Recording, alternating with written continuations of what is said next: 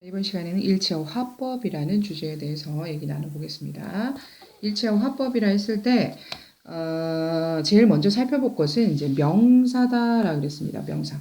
왜 갑자기 명사 얘기가 나오냐면 일치라는 것은 주어와 동사의 관계 또는 주절과 종속절의 관계 또는 다른 인용문의 형태를 이제 복문 구조로 바꿨을 때의 일치의 관계 이런 것들이 발생을 합니다. 기본적으로 주어 동사 관계를 살펴보기 위해서는 주어가 주로 명사로 결정이 된다는 걸 알 수 있죠.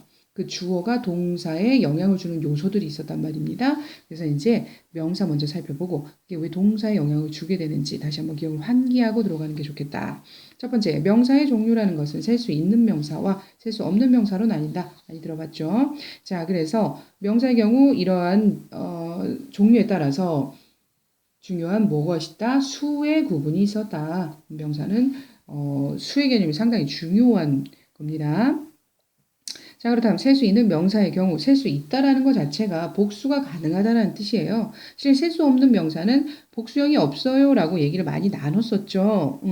그래서 어떻게 본다면 이 둘을 구분할 수 있는 되게 큰 차이점이다. 이렇게 볼 수가 있는데 먼저 단수를 살펴보면 자, 셀 수 있는 명사의 경우 보통 일반적인 명사, 우리가 알고 있는 일반적으로 셀 수 있는 명사들을 다 보통 명사라고 통칭을 합니다. 그리고 집합명사다 그래서 주로 family와 같이 구성원은 여러 명이 있지만 그 단위를 볼 때는 한 가지로 볼 수 있다라고 얘기를 했었습니다. 자, 그래서 몇몇 집합명사의 경우 주로 단수를 취급하지만 이 family와 같은 이런 경우 상황에 따라서는 이 집합명사도 복수형으로 전환이 가능하겠죠. 어쨌든 그래서 집합명사는 주로 단수 취급한다 이렇게 알아두는 게 좋겠고 그래서 동사의 경우는 비동사의 경우는 is로 통일이 됩니다. 자, 여기서 am이라는 표현은 무엇이다? 이거는 실은 대명사 I라는 표현과 같이 가는 표현이기 때문에 명사에서는 거론하지가 않게 되겠죠.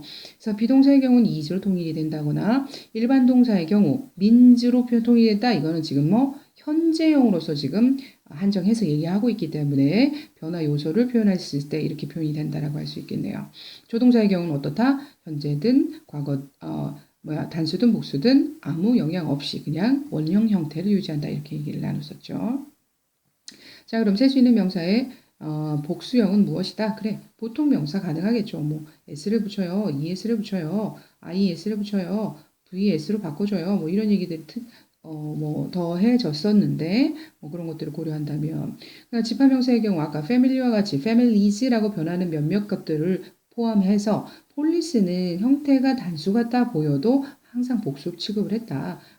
people은 person과 people의 관계를 이루었으니 이건 알 수 있지만 폴리스는 좀 예외적인 거죠. 그래서 이런 것도 다시 한번 외워두면 좋겠고 동사형은 비동사 are, mean, can과 같이 현재형도 아무 변화가 없고 자, 비동사의 경우는 are를 한정하고 조동사도 역시 아무 변화가 없다라는 형태 다시 한번 확인했습니다. 자, 그럼 이제 꼼꼼히 봐야 될 것이 무엇이다? 셀 수 없는 명사의 경우입니다. 셀 수 없는 명사의 경우는 기본적으로 무슨 수를 취급하자? 단수를 취급합니다. 이거는 단수. 셀 수 없다라는 거죠. 그러니 셀 수 없으면 어떻게 표현이 돼? 그래도 단수나 복수 둘 중에 하나는 표현이 돼야 되니까 단수형으로 표현을 한다는 거죠.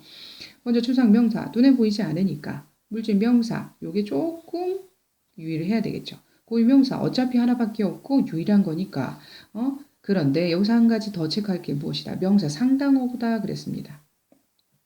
자, 개개별로 사용되는 이런 단어 상태의 것들과 구상태, 절상태로 사용되는 것이 상당어구라 얘기를 했는데 명사가 될 수 있는 거, 투부정사나 동명사 형태 얘기 많이 나왔었죠. 기본적으로 얘네들은 무조건 단수 형태라는 겁니다.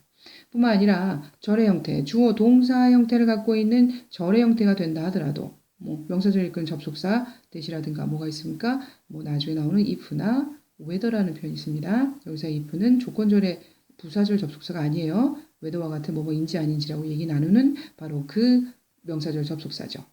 자, 이러한 명사절 접속사를 포함한 명사절의 경우는 어떻게 해라? 그것도 아무리 이 안에서 복수 형태가 나타난다 하더라도 전체는 it로 볼 수 있어서 단수로 봐야 된다. 이런 얘기였습니다.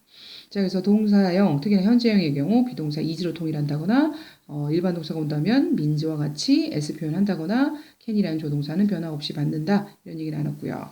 네, 한 가지 원래는 복수형이 없다라는 게 원칙이긴 하지만 가끔 물질명사를 세야 될 때는 수량 형용사를 사용해서 two cups of water다라고 얘기할 수 있다라고 했었죠. 그래서 여기서 수량 표현은 자, 근본적으로 따져 들어간다면 실은 수량형 물질 명사는 셀 수가 없죠. 단위를 갖다가 사용할 수는 있다. 그래서 이렇게 된다면 얘 바로 다음에 나오는 동사 형태는 복수형이 나오기 때문에 얘 때문이 아니라 얘 때문이다. 이 정도까지는 이해를 하고 넘어가는 게 좋겠습니다.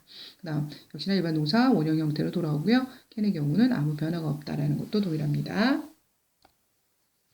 그래서 일치라는 얘기를 거론할 때는 제일 먼저 주어와 동사의 관계를 먼저 확인하고 들어가게 되겠습니다. 주어 명사에 따라서 동사에 영향을 주겠다. 명사의 종류에 따라서 형태에 따라서 동사에 영향을 준다. 이런 얘기겠죠. 자, 그래서 이건 어떻게 본다면 좀 단문 내에서 일어나는 주어와 동사 관계로 이해하면 되겠다. 그런데 주어가 특징적으로 이렇게 접속사를 가지고 데려나와서 수 형태가 변한다든지 또는 부정대명사 형태, 형용사 형태가 바뀌긴 했는데 어쨌든 이러한 형태를 데려와서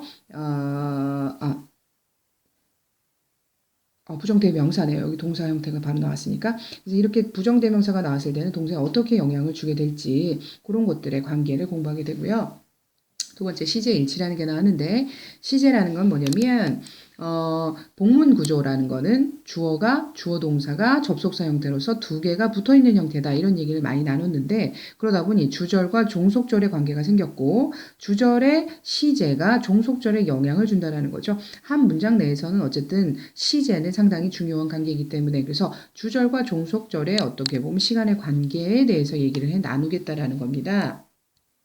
자, 마지막으로 화법이라는 게 뭐냐면 우리가 종종 얘기를 했었어요. 인용문이다. 말했던 걸 그대로 데려와서 따옴표 안에 넣어주는 내용들이 있어요. 라고 그랬었잖아요.